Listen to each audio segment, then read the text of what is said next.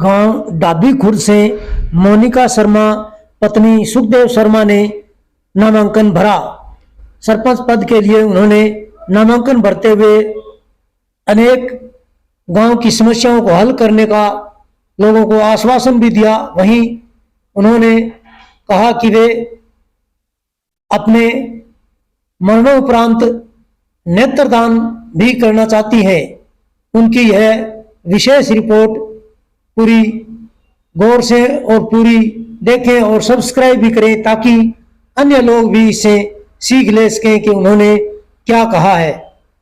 इस वक्त हम हैं गांव डाबी खुर्द में और डाबी खुर्द से हमारे साथ हैं सरपंच पद की उम्मीदवार मोनिका शर्मा जी, जो कि सुखदेव शर्मा जी की धर्मपत्नी है और वे सरपंच उम्मीदवार के तौर पर गांव में इस बार चुनाव मैदान में उतरी हैं। तो हम इनसे जानते हैं कि इनके क्या जन मुद्दे होंगे और उनका चुनाव मैदान में उतरने का क्या कारण है।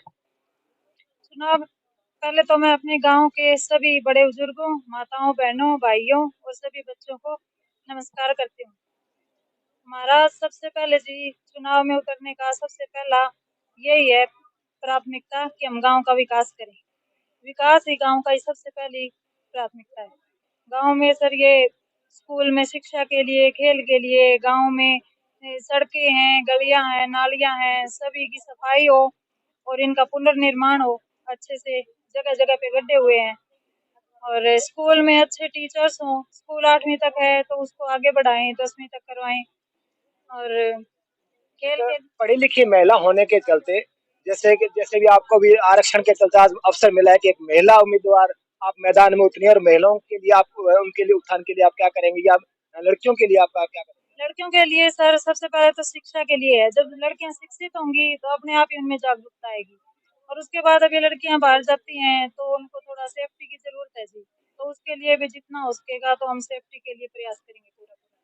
हम जैसे जाते हैं कई जगह ऐसे भी हालात हैं, उम्मीदवार तो हैं लेकिन वो उनके बैकफुट पर कोई और ही होता है। आज हमारे सामने जो दिखाई दे रही है मोनिका जी घूंघट उगाड़ कर हमारे साथ पूर्ण खुलकर बात कर रही हैं। इससे पता चलता है कि वे कितनी सक्षम है एक उम्मीदवार होने के चलते वो काम करवाने में, जैसे कि इन्होंने बताया। और इनकी सूझबूझ भी अच्छी लग रही है और इनके विचारधारा जो हमारे सामने जिस तरह से रख रही है तो हम अंदाजा लगा सकते हैं कि अच्छी तरह से काम करेंगी।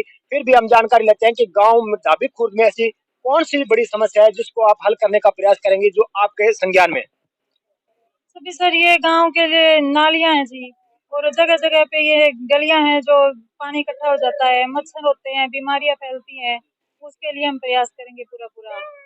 और यही सर जो भी हमारे आम आदमी की जो भी तकलीफें होती है ना, जो भी उनको दिक्कतें हैं, उनके बीच में रहेंगे, उनसे पूछेंगे, उनसे अवगत होंगे सारी उनकी परिस्थिति से और उनको पूरा पूरा उनको समस्या से उबारने के लिए पूरा प्रयास करेंगे। जैसा कि उन्होंने बताया कि गांव वालों से मिलकर चलेंगे और गांव वालों से सूझबूझ से के साथ मिलकर जो समस्या होंगी उनका निदान भी करेंगे। तो हम जैसे कि आप उम्मीदवार हैं, जनता से क्या अपील करना चाहेंगे।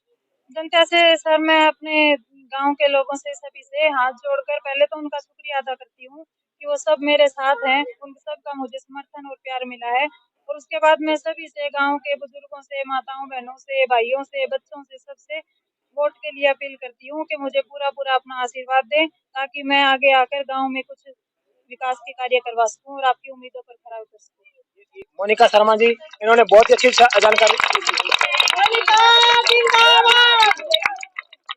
सर मैं इस शुभ कार्य की शुरुआत एक नेक काम से करना चाहती हूँ। मैं अपने नेत्रदान करना चाहती हूँ सर, कि मैं अपने नेत्रदान करूं और सभी गांव के लोगों को भी इस चीज के प्रति जागरूक करना चाहती हूँ कि हमारे मृत्यु के बाद हमारे अंग किसी और के काम आ सके। तो उसके लिए मैं हाथ जोड़ के सबसे नम्र निवेदन करती हूँ कि हमें पूरी कोशिश करनी चाहिए। रूढ़िवादी विचारधाराओं